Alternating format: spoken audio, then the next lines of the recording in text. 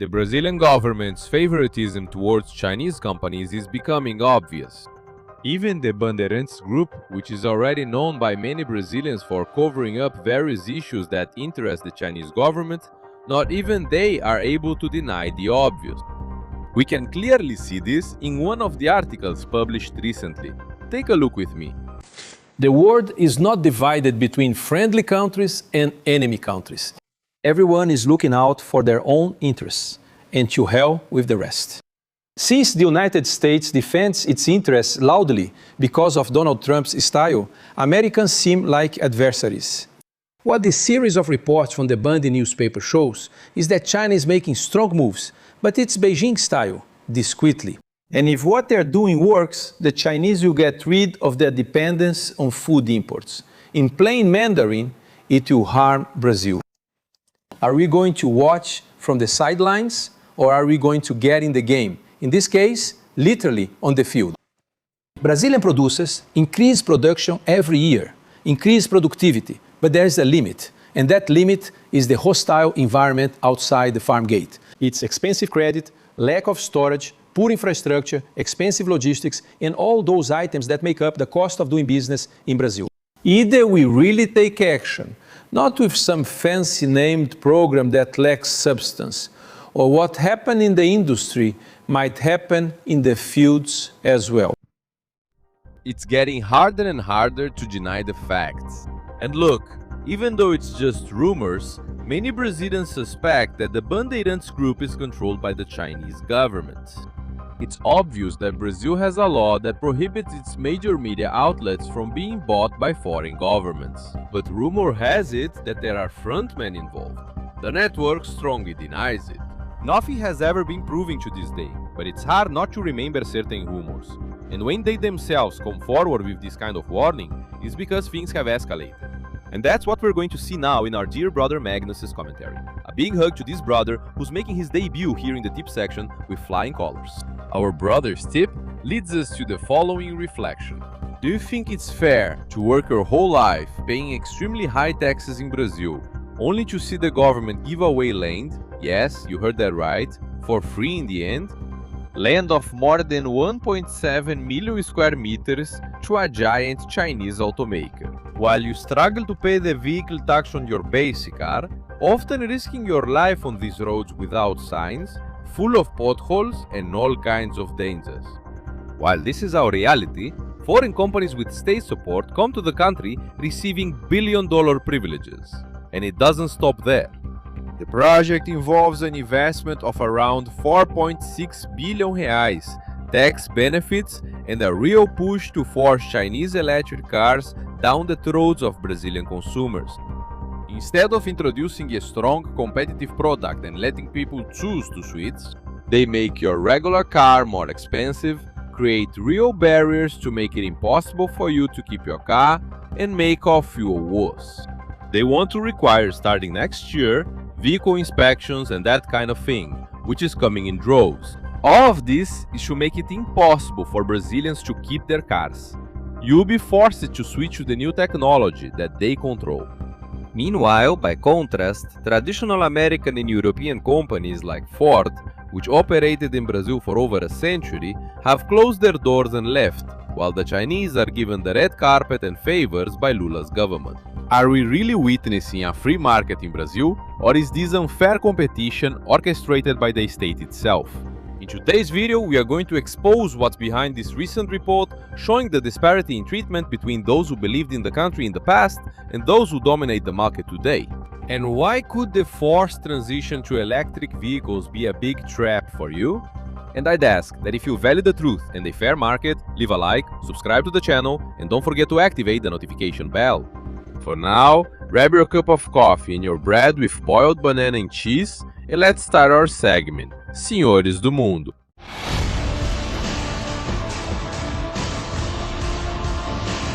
Senhores do Mundo. Let's get right to the facts from the O Antagonista article. A Chinese automaker, in this case the major one, Great Wall Motors (GWM), received the donation of a huge area of 1.74 million square meters in Aracruz, Espírito Santo. To give you an idea of the size, This area is equivalent to about 240 FIFA standard soccer fields. The project includes the construction of an automotive complex with the capacity to produce up to 200,000 vehicles per year and the promise of generating millions of direct and indirect jobs. The estimated investment is 4.6 billion. At first glance, the official statement sounds very nice. Attracting investment, creating jobs, modernizing the company. Who in their right mind could be against that? The problem runs deeper than that. The iconic question that no one in the government answers is, what is the cost to the taxpayer? Donating a public area of this size means giving up a huge asset that belongs to the Brazilian people. Besides that, this kind of concession almost always comes with heavy tax exemptions, subsidies, and credit facilities granted through public banks. Besides that, we have a good example with BID. There are a flood of reports about forced labor, mistreatment, and even women working at the company receiving truly indecent proposals, which we know as sexual harassment. Besides that, there was a real colonization by Chinese people coming here. Instead of creating jobs here, what actually happens with these Chinese companies is a real decolonization of the country, as if there weren't already enough people here. They send a lot of people from there, mainly for management positions. You won't see Brazilians running the business in most Chinese companies. You'll always see their own people, just like the old-school Bolsonaro used to warn. Meanwhile, the local industry, those who believed in Brazil from the beginning, pay one of the most suffocating tax burdens on the planet. Giant state-owned and Chinese multinational companies arrive in Brazil with access conditions that no Brazilian entrepreneur ever dreamed of having. To understand this scenario, we need to look at geopolitics and the ideological orientation of Lula's government. The PT government does not hide its preference for automatic alignment with the bloc led by China. And this directly affects the country's economy and industrial policies. Chinese automakers do not operate under the traditional rules of Western capitalism. In China, the state heavily subsidizes production, cheap energy, loans with subsidized interest rates from state-owned banks, and direct incentives for exports. This allows them to produce electric and hybrid cars at artificially low costs. The current government opens the doors with additional benefits, easy entry and state grants, like this $1 million plot of 1.74 million square meters. Government incentive programs for the energy transition tailored to support the electrified fleets of these brands. Extended tax adjustment deadlines, ensuring they capture a dominant share of the market before any real tariff barrier takes effect. That, my friend, is not market competition. It's state-sponsored dumping with the complacency and encouragement of the Brazilian state. It's something artificial. Now let's do a memory and comparison exercise. For decades, automakers of American and European origin, like Ford, General Motors, Volkswagen, and Fiat, believed in Brazil. They invested billions even though the country lacked basic infrastructure, like proper roads. They created long-term jobs and developed the entire chain of local suppliers. But what have these companies been getting in return over the years? Bureaucracy, the tax nightmare, the famous cost of doing business in Brazil. Constant legal uncertainty, with the gods of Olympus hammering away left and right. Extreme exchange rate volatility and recurring economic crises. The case of Ford is emblematic. After more than 100 years in Brazil, the company ended its manufacturing operations in the country, leaving thousands of workers unemployed. Ford realized that maintaining complex industrial operations in Brazil without clear rules of the game and with suffocating operational costs had become unfeasible. And what was the irony of the story?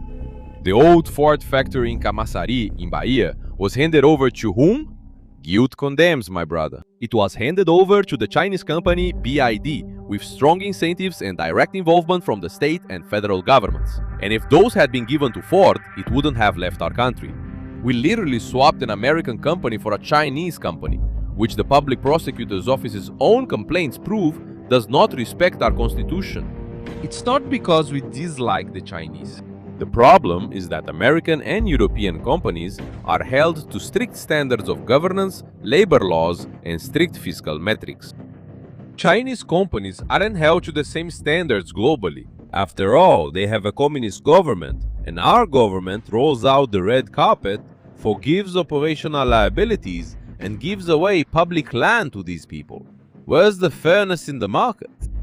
Alongside these manufacturing privileges, we are witnessing an aggressive media campaign and government pressure to impose the Chinese electric car on the Brazilian market. Every day, we are bombarded by advertising campaigns that sell the electric car as the only salvation for the environment. But let's look at the pragmatic reality of Brazil. Lack of charging infrastructure. Brazil is a continental-sized country.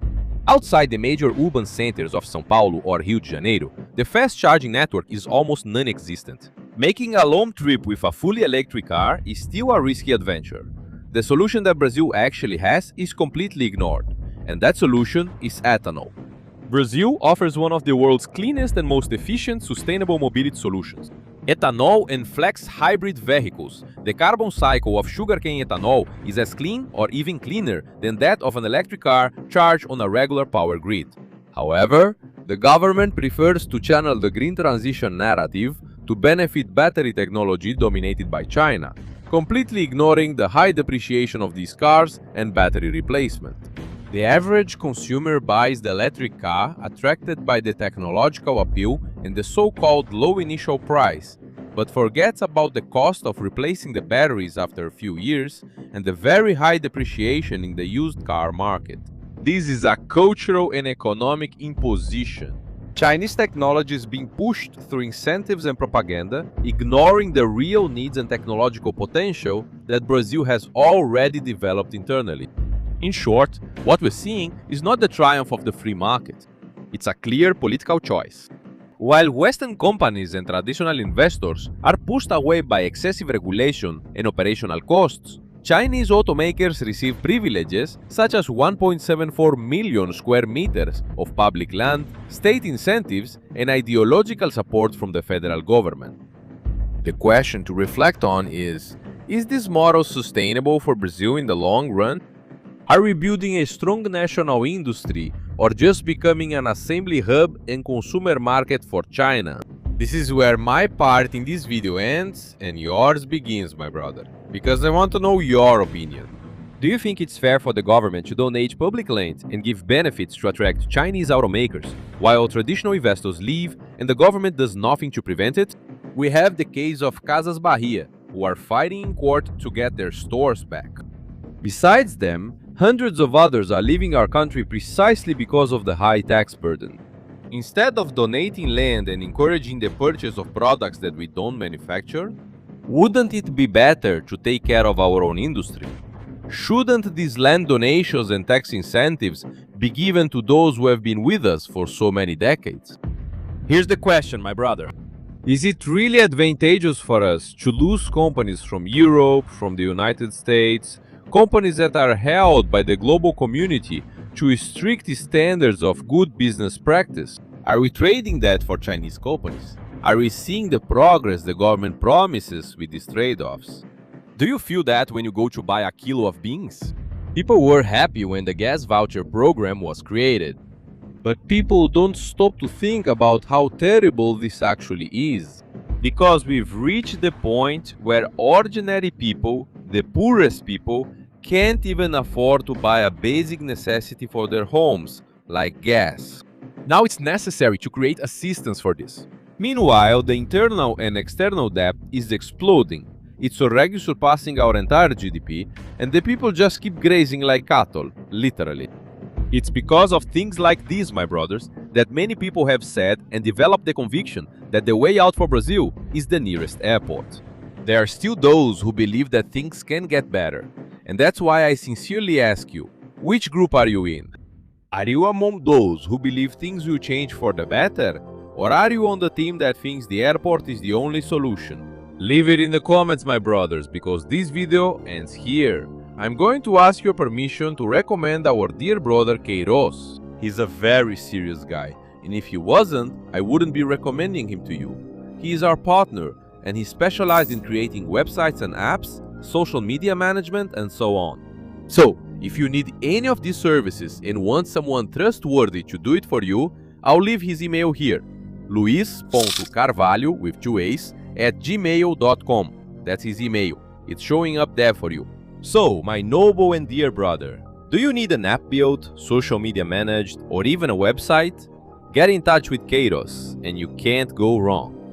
I'm not earning a single cent for doing this, but the guy really deserves it, and I'm sure he can really help those who need this kind of service. This is a recommendation from David. God bless you, my brothers. Take care, and always facing the supernatural here at Encara News.